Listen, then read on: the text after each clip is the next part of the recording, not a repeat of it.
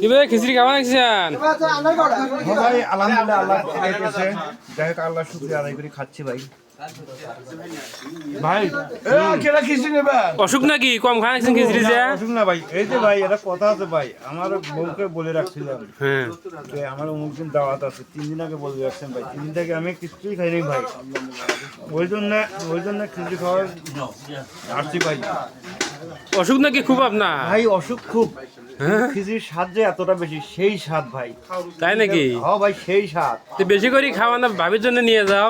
না ভাই তোমার ভাবি খাইছে, আমি অবশ্য তোমার ভাবিকে বলে আসছি যে ভাতটা পাক করে না, 3 দিন আগ থেকে আমি খিচুড়ি খাবো, তো তাই খিচুড়ি খাওয়ার জন্য একটু আসলাম। ও আচ্ছা, খায় না অনেক ক্ষুধা ভাই, খায় না কোনো অভাব নাই, সীমা নাই ভাই।